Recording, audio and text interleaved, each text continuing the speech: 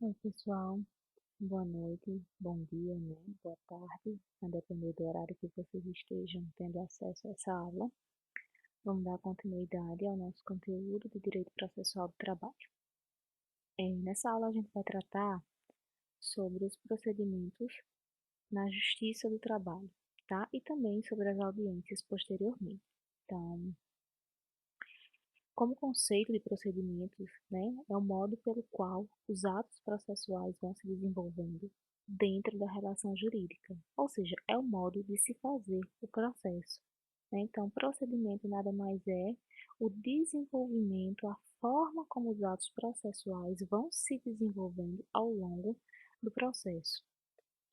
E quanto ao procedimento, eu tenho uma classificaçãozinha aqui básica, né, que a gente vai ver que o procedimento na Justiça do Trabalho ele é dividido em procedimento comum e especial, ou seja, existem meios comuns dos atos processuais se desenvolverem dentro do processo trabalhista e existem, né, meios especiais desses mesmos atos processuais se desenvolverem.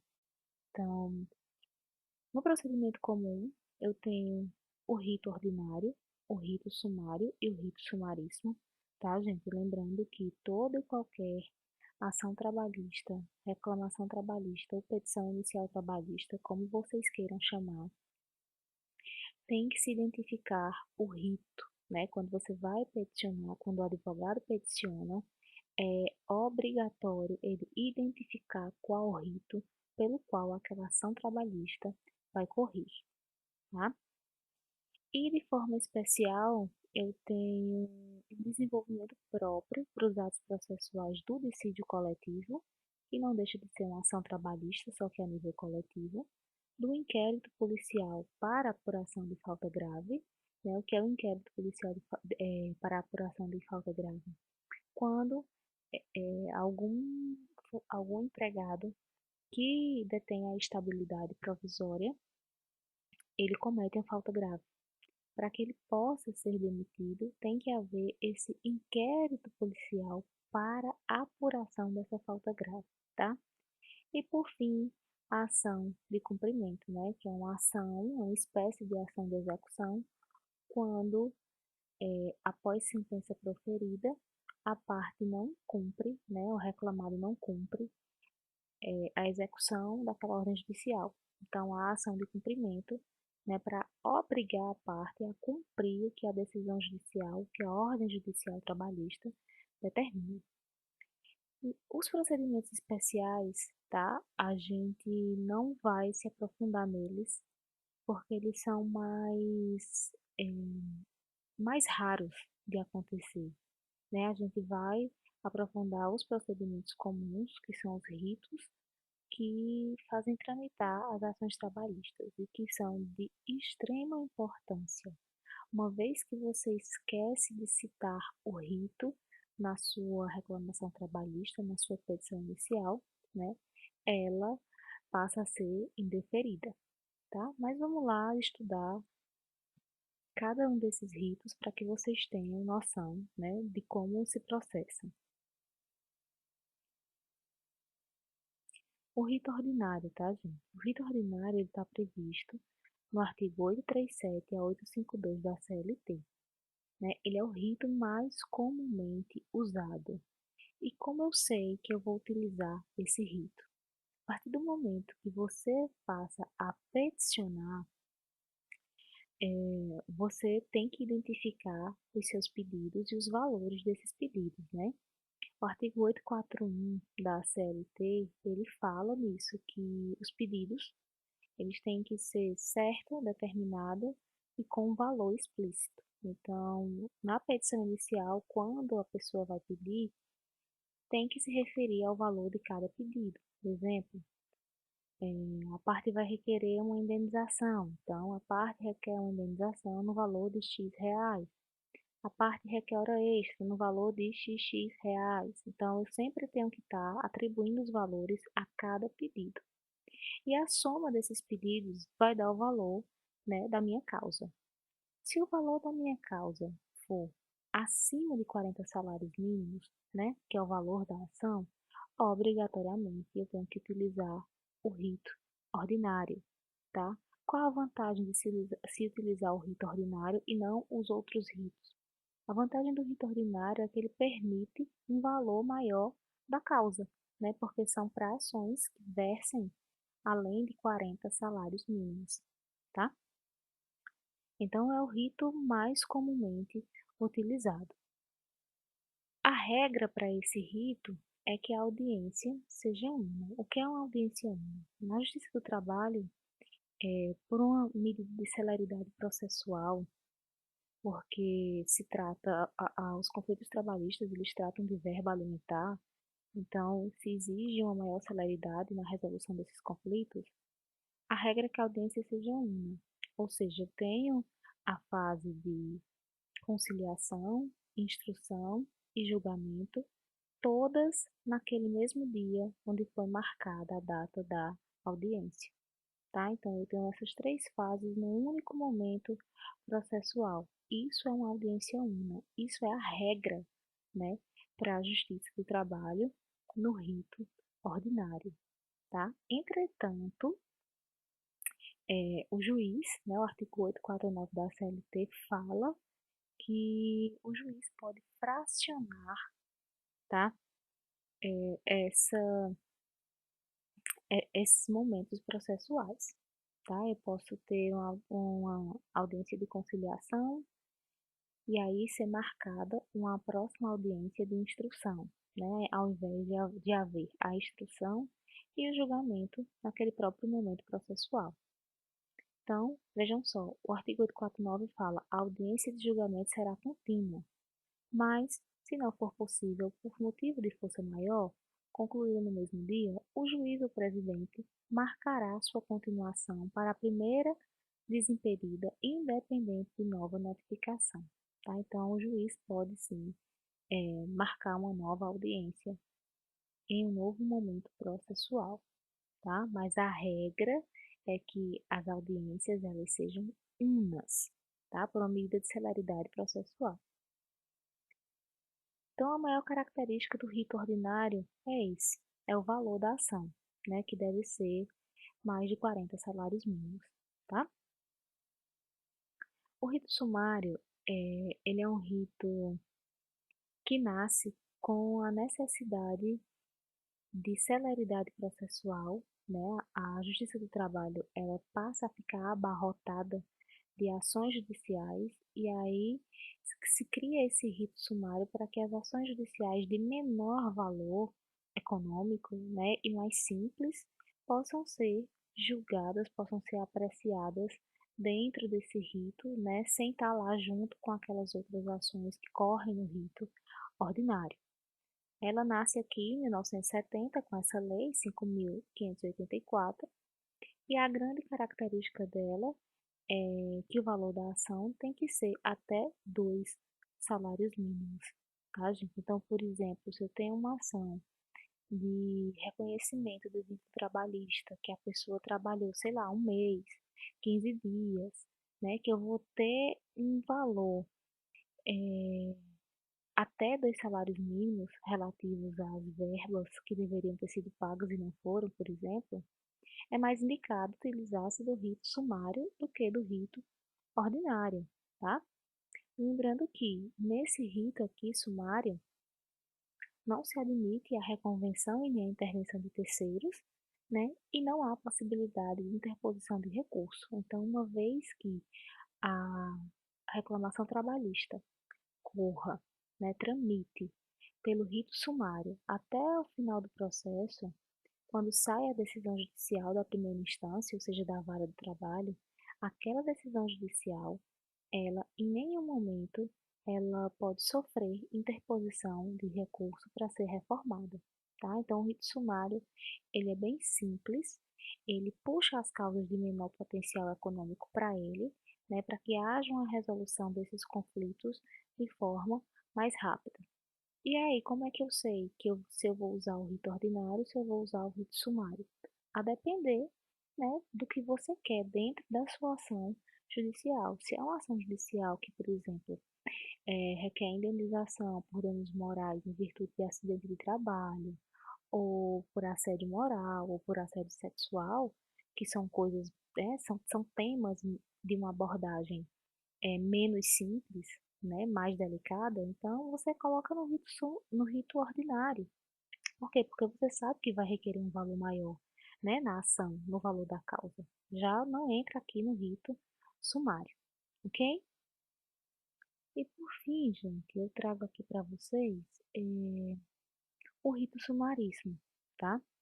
O rito sumaríssimo, ele é um rito, é uma mistura do rito sumário com o rito ordinário, né? Tem característica de ambos os ritos aqui. Então, o valor da ação, a característica mais marcante do rito sumaríssimo, né, previsto aqui no artigo 852-A a 852-I da CLT. Vejam bem, não coloquei aí que é da CLT, por favor, coloquem nas anotações de vocês. A maior característica do uso do rito sumaríssimo é quando eu tenho uma causa que verse acima de 2 salários mínimos e abaixo de 40 salários mínimos, ou seja, entre 2 e 40 salários mínimos, tá? Eu não tenho um valor tão alto como no rito ordinário, que é acima de 40 salários mínimos, mas eu também não tenho um valor tão baixo, né, como no rito sumário, onde eu tenho até 2 salários mínimos, onde eu posso ter uma ação judicial até 2 salários mínimos. Então, o rito sumaríssimo, ele também vem sendo bastante utilizado porque ele permite, né, um valor da causa não tão alto, mas razoavelmente alto. E ao mesmo tempo é um rito que traz celeridade, né? O nome já diz, ele é sumaríssimo, ele é rápido, né? Ele é simples, ele é direto. E aí, como eu disse, é uma junção dos benefícios do rito sumário com o rito ordinário.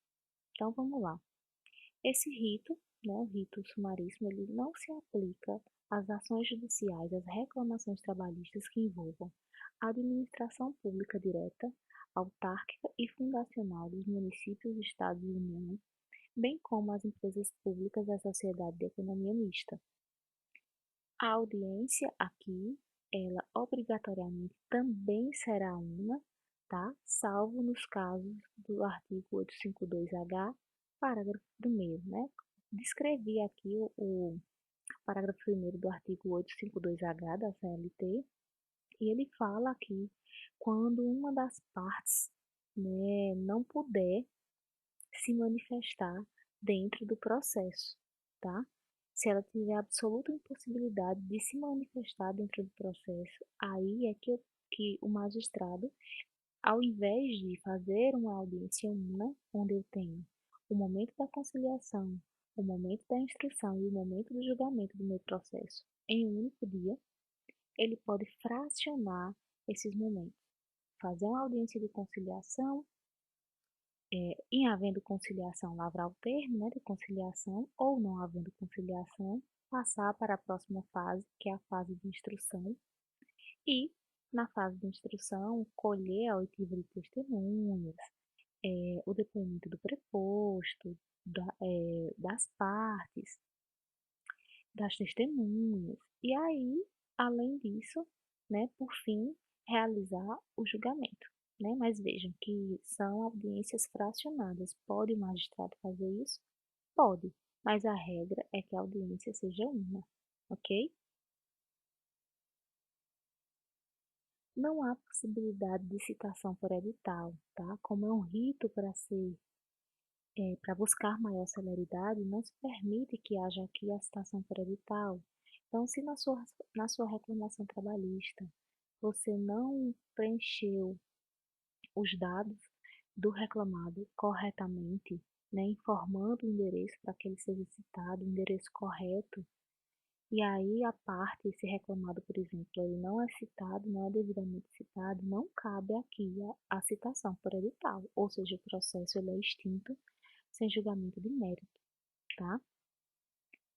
A ação deve ser apreciada em até 15 dias, a contar da data de seu ajuizamento, né? Então, no rito ordinário não tem isso, não tem essa obrigatoriedade. O juiz não se vincula, né? O magistrado não se vincula a nenhum prazo para apreciação da ação. As testemunhas aqui são limitadas a 2 por cada parte, né? Diferentemente no rito ordinário, em que cabe a cada parte apresentar três testemunhas, lembrando que essas testemunhas elas não precisam vir num rol no próprio processo, né?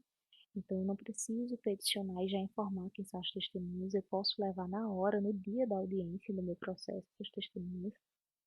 E no rito sumaríssimo, ela fica limitada a duas por cada parte. E se houver necessidade de perícia técnica, o juiz defere de imediato, indicando data, local e nome do perito. Por exemplo, se eu tenho um caso de uma reclamação trabalhista que corre no rito sumaríssimo, e aí ela fala sobre pedido de insalubridade, e se faz necessário um perito técnico, né, para ir até o local de trabalho, verificar o local, se realmente há a insalubridade, né, se o empregado tem direito àquela insalubridade. E diante disso, o juiz, né, de imediato, ele defere essa perícia, ele indica o perito, indica o local, indica a data, porque essa é uma característica do rito sumaríssimo. Então, gente, dando continuidade, vocês vejam que o rito sumaríssimo, ele é um rito bem simplificado, mas que dá a possibilidade, né, daquele que vai peticionar exigir um valor da causa um pouco maior do que no rito sumário, e um pouco menor também do que no rito ordinário. Passando essa primeira parte em que a gente fala sobre os ritos, né, eu entro aqui nas audiências. Como são realizadas as audiências na Justiça do Trabalho, tá? Conceitualmente, a audiência é aquele momento processual onde as partes se encontrarão e tratarão sobre os seus direitos e deveres, tá? As audiências estão previstas no artigo 813 a 817 da CLT. Então, eu transcrevi aqui o artigo, tá? Vou ler aqui basicamente o que interessa e vocês, quando estiverem estudando, né, se aprofundem um pouco mais. As audiências, né, da Justiça do Trabalho vão se realizar aqui nos dias úteis, previamente fixado de 8 às 18 horas, tá? Outro artigo importante entre esse 813 e 817 é em relação à hora que a audiência foi marcada, né, que as partes devem comparecer no horário marcado e se até 15 minutos após a hora marcada o juiz ou o presidente que vai presidir a audiência não tiver chegado, as partes podem retirar-se, né, e fazer constar no livro de registro de audiências que, de fato, o juiz não apareceu, não compareceu, tá? Para que essa audiência posteriormente possa ser realizada e o processo não corra à revelia.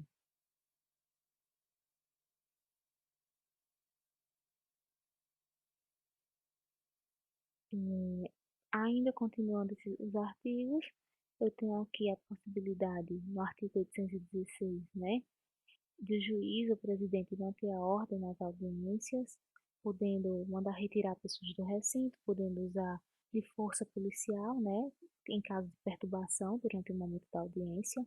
Coloquei até aqui a menção ao 360 do CPC, que pode ser utilizado de forma subsidiária.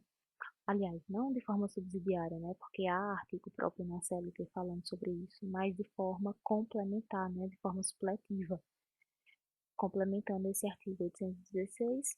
E, por fim, o artigo 817, que fala sobre o registro das audiências feitas em local próprio, né, mas aqui eu coloquei uma observação que essas audiências elas são registradas agora em meio eletrônico, a partir do momento da criação e do advento em 2006 do processo judicial eletrônico chamado PJE, tá? Então as atas de audiência não são mais físicas, são agora eletrônicas.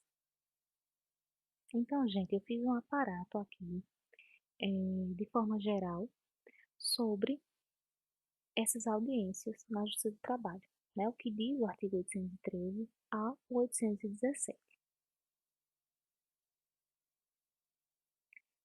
Sobre a audiência una, tá? A gente já havia falado da audiência una, no início, né, dessa aula, o que é a audiência una, né, que é quando eu trago o momento da conciliação, da instrução e do julgamento num dia só, numa data única, tá? Eu não fraciono esses momentos processuais, né? O artigo 849 fala justamente que quando ele fala que a audiência de julgamento será contínua, não é necessariamente a última parte da audiência que é o julgamento, mas a audiência de julgamento ele se refere à audiência uma, né? Ele inclui aqui nessa audiência de julgamento os outros momentos processuais, que são a conciliação e a instrução, né? Antes de chegar no julgamento, tá? Então, quando o artigo 849 fala assim, não significa que ele está falando necessariamente só do julgamento ou daquela audiência feita para isso,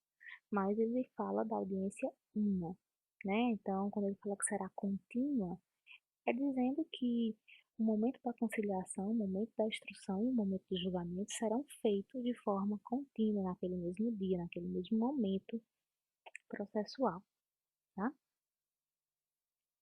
Ainda nesse contexto, gente, eu vou falar para vocês sobre cada momento, tá? A gente chama a audiência de conciliação, a audiência de instrução e a audiência de julgamento, mas são momentos, né, de uma mesma audiência. Eu posso ter essas audiências separadamente?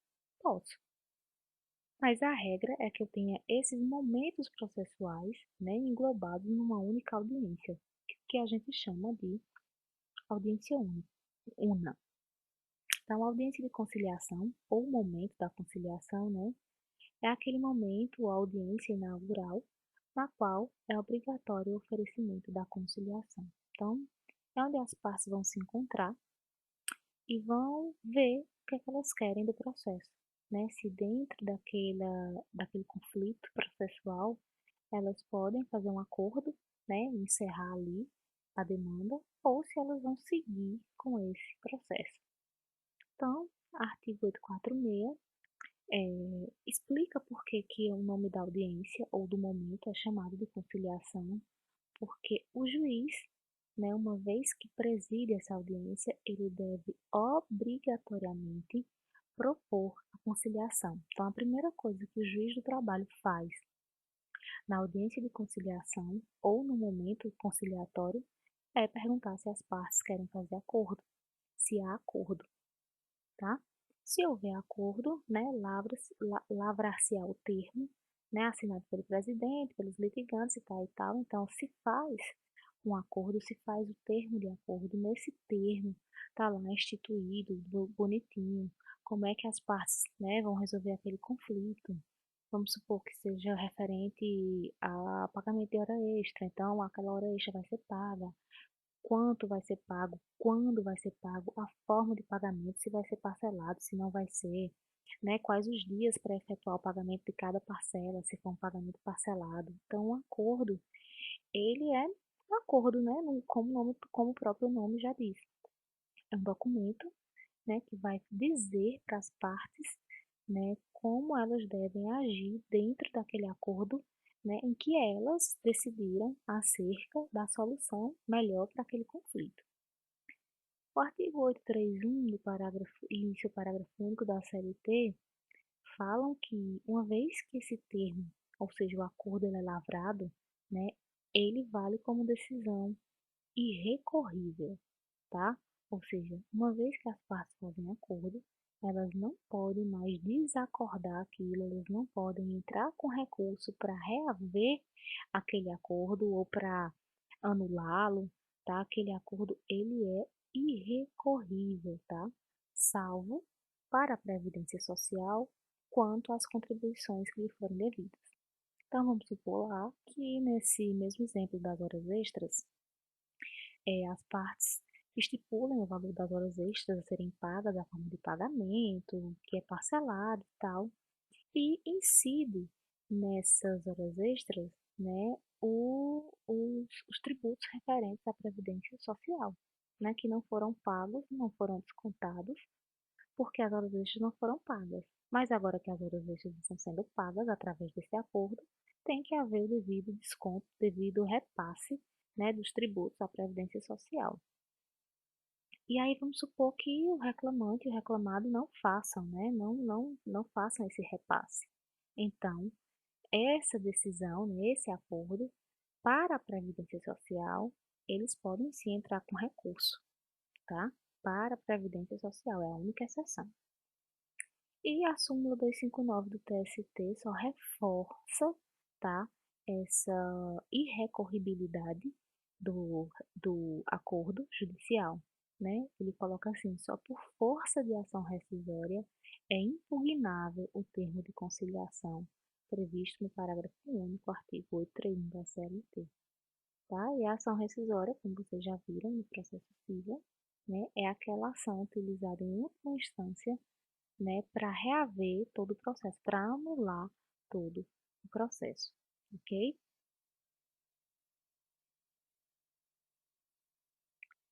Dando continuidade, gente, deixa eu ver aqui se está certo. Tá.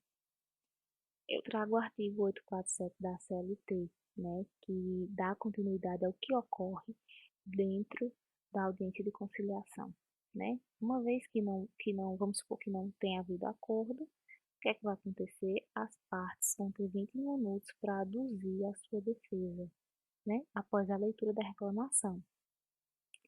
Gente, isso aqui pode ocorrer? Pode, estar previsto no artigo 847 da CLT, mas, né, o parágrafo único desse mesmo artigo, introduzido pela Lei 13.467 de 2017, que é a Lei da Reforma Trabalhista, fala que a parte poderá apresentar defesa escrita pelo sistema de processo judicial eletrônico até a audiência.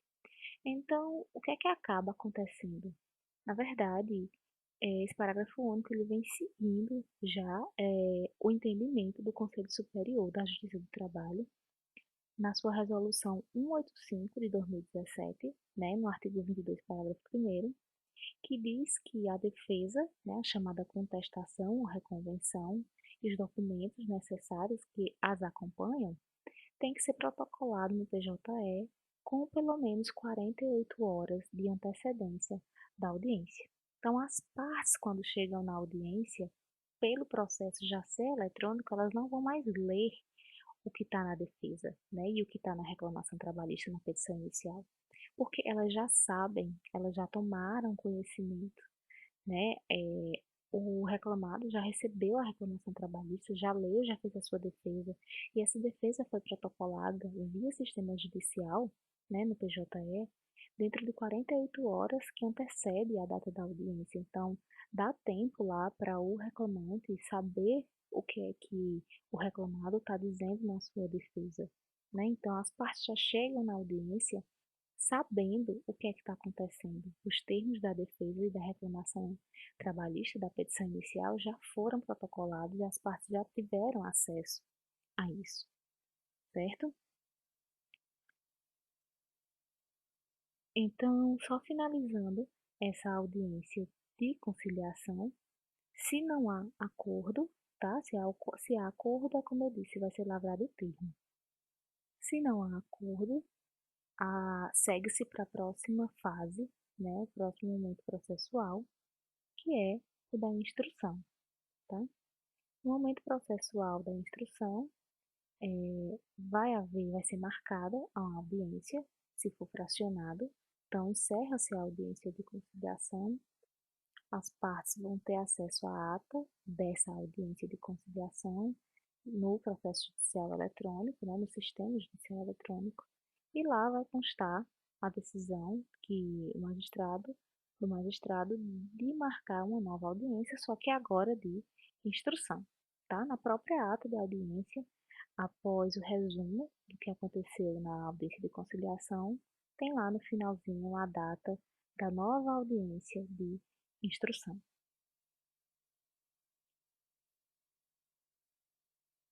Na audiência de instrução, tá? A audiência de instrução é aquela em que o juiz vai analisar as provas, né, dos fatos, vai ouvir testemunhas, vai ouvir o preposto, vai ouvir o depoimento de todas as partes que compõem o processo, tá? Então, nesse momento, ele vai formar o conhecimento dele acerca da decisão que ele vai ter que proferir posteriormente.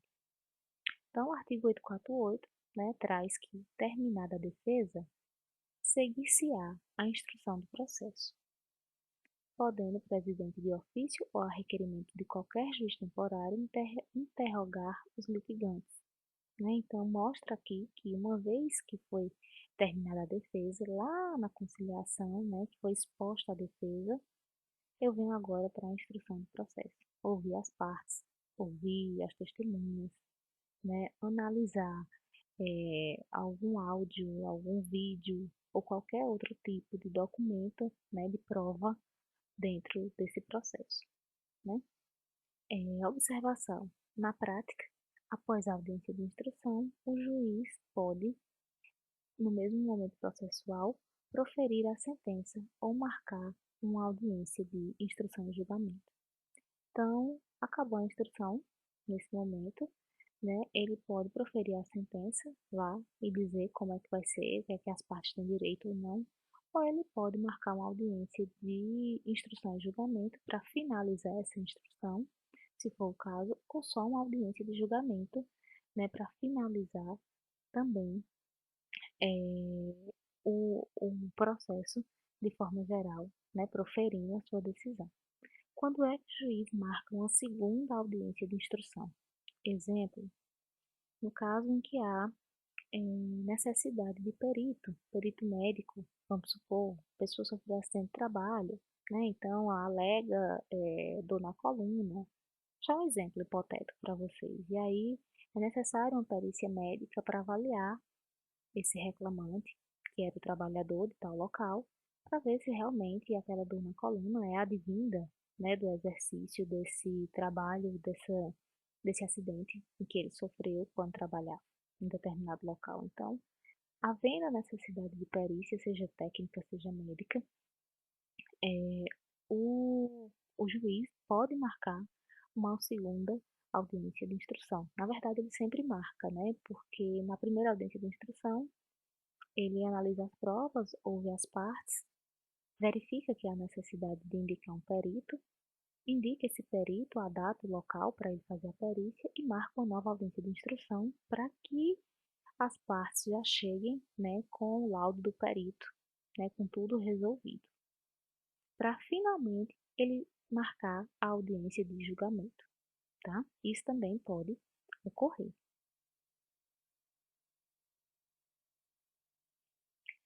Quando é marcada a audiência de julgamento, tá? Lá na ata da audiência de instrução, após o relato, o resumo do que aconteceu na, na instrução, é marcada lá a data da audiência de julgamento. A audiência de julgamento nada mais é, gente, do que uma data, né, para que haja o proferimento da sentença. Né? É a audiência realizada tão somente para a adução das razões finais, que podem ser orais ou remissivas. Então, o artigo 850 fala que, terminada a instrução, poderão as partes aduzir razões finais em prazo não excedente a 10 minutos cada uma. Em seguida, o juiz ou presidente renovará a proposta de conciliação e, não se realizando, né, será proferida a decisão. O que acontece na prática? As partes são dispensadas dessa audiência de julgamento, né? Por quê? Porque geralmente elas aduzem as razões finais de forma remissiva e não oral, tá? O que é fazer isso de forma remissiva? Não se manifestar mais oralmente, né? Tão somente pelo PJE, peticionando que está de acordo com os termos do processo, que não tem mais nada a acrescentar, né? E que espera a data da sentença. E aí o juiz dispensa as partes, como eu já disse na audiência, verifica tão somente se houve a adução das razões finais de forma remissiva, em havendo, ele vai lá e marca a data da sentença. Né? Então, a gente fica sabendo da data da sentença, não por essa audiência de julgamento em si, porque as partes geralmente não vão. Elas podem ir? Podem. Claro, podem fazer as razões finais orais? Podem. Mas a prática não mostra isso, tá? E aí, a partir do momento em que a parte tem acesso à ata de audiência, está lá o resumo das razões remissivas das partes, né, finalizando a audiência de julgamento e a data em que vai haver o proferimento da decisão judicial, ou seja, a sentença acerca desse processo, tá? Então, é assim que funcionam as audiências na Justiça do Trabalho. Por fim, gente, excedendo um pouco aqui o tempo, mas de extrema importância falar sobre o comparecimento das partes na audiência, né? O artigo 843 da CLT fala assim, que na audiência de julgamento deverão estar presentes o reclamante e o reclamado, independente do comparecimento dos seus representantes, tá? Então, a regra geral é que nas audiências trabalhistas, de dissídios individuais, o reclamante e o reclamado estejam lá, presentes, independente dos seus advogados estarem acompanhando, né? O empregador, artigo 843, parágrafo 1º, né, ele pode ser representado pela figura do preposto. Então, quem é que vai representando o empregador, além do seu advogado? É claro que pode ou não estar presente na audiência, né? O preposto. O preposto é quem? Antes da reforma trabalhista, o preposto era aquela figura daquele empregado, tá? Da empresa, da pessoa jurídica, do reclamado. Após a reforma trabalhista, o preposto ele é qualquer pessoa que tenha conhecimento dos fatos. Ponto. Se eu quiser pegar uma pessoa no meio da rua e dizer tu vai ser preposto nessa audiência, né, e informar os fatos que ocorreram e para que essa pessoa tome conhecimento, ela pode figurar como preposto, né, substituindo o empregador, substituindo não, representando o empregador, tá? E quanto ao empregado, ele também pode ser representado, né, além do seu advogado, é claro, pelo sindicato ou por outro empregado da mesma profissão, né, no caso de comprovado motivo de doença ou algum motivo muito forte que ele não possa comparecer pessoalmente a essa audiência.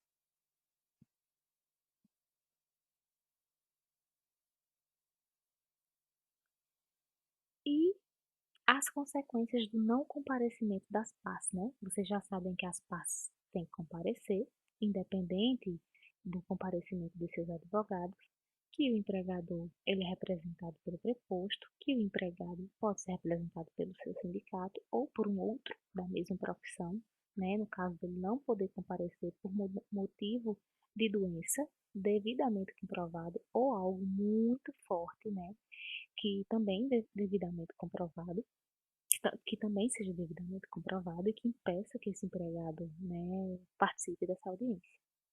E em um reclamante ou reclamado não indo a essa audiência, quais as consequências, né, dentro do processo?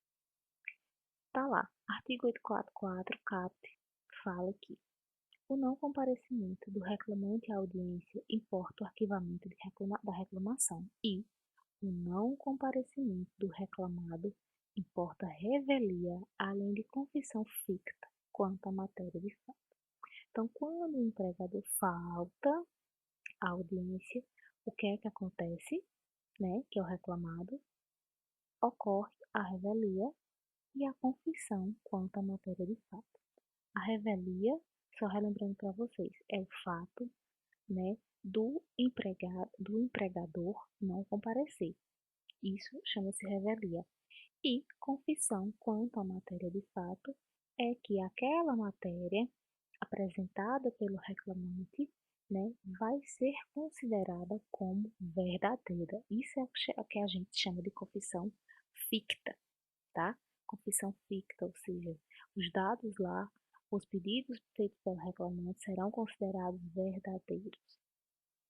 Ocorre que com a reforma trabalhista foi inserido o parágrafo 5º na CLT, nesse artigo 844, e aí mudou totalmente o conceito de revelia na Justiça do Trabalho, tá? A revelia na Justiça do Trabalho, ela se dava quando não havia o comparecimento da parte no momento da audiência, tá? Do empregador. Então, com o parágrafo 5º que diz: ainda que ausente o reclamado, presente o advogado na audiência, serão aceitos a contestação e os documentos eventualmente apresentados. Então, antes da reforma, quando o empregado não comparecia, né, na audiência, ainda que ele tivesse protocolado via PJE, né, e o seu advogado estivesse presente, ainda que acontecesse isso, ele era considerado rével e a sua contestação, a sua defesa não era analisada, não era considerada, tá? E a penalidade para ele, por ter sido rével, por ter faltado à audiência, ainda que seu advogado estivesse presente, era a confissão ficta. Essa era a penalidade para o empregador rével. Entretanto, né, como eu já disse com esse parágrafo 5º, a revelia passa agora não mais ser a falta de comparecimento do reclamado. O reclamado pode não comparecer na audiência desde que o seu representante legal, seu advogado, esteja presente e tenha devidamente protocolado lá no PJE a defesa ou tenha apresentado a defesa no momento da audiência, o reclamado, né, não é mais considerado rével, né? Mas tem alguma penalidade para ele? Tem. A confissão ficta. Ele não é considerado mais rével pelo não comparecimento na audiência, tá? Então, mas a sua defesa ela é analisada, né? Ela é considerada e é aplicada a penalidade da confissão ficta quanto aos fatos controvertidos, tá? Então, há uma penalidade para aquele reclamado que era considerado rével, mas é uma penalidade mais branda, tá? Então, o que é que ocorre hoje? O empregador pode faltar à audiência desde que tenha protocolado a sua defesa de forma correta e o seu representante legal, seu advogado, esteja presente no dia da audiência em que ele falte. Dessa maneira, ele não é considerado rével, né? E não corre os efeitos da revelia nesse processo, mas tão somente os efeitos da confissão ficta e para os fatos controvertidos. O que são fatos controvertidos?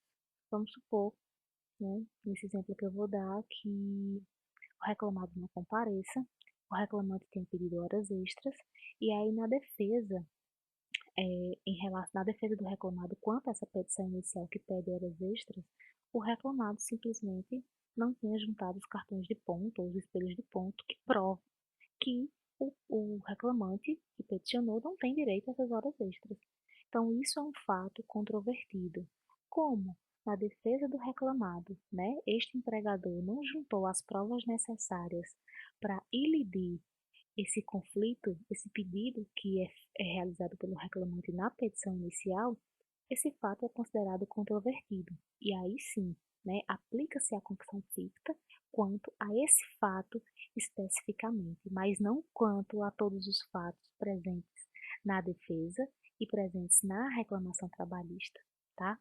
Então, nesse caso específico, o reclamante que pediu horas extras vai ter as horas extras deferidas, porque na análise da contestação, da defesa do reclamado, né, foi considerado uma confissão ficta porque ele não trouxe provas suficientes para ilidir aquele pedido de horas extras realizado pelo reclamante, ok? Vejam, gente, a súmula 74 do TST, né, que ela aprofunda isso um pouco. Por fim, gente, finalizando aqui com vocês, eu trago as consequências em relação ao empregado, tá? Há consequências também para o empregado, sim, né? O não comparecimento do reclamante à audiência importa o arquivamento da reclamação.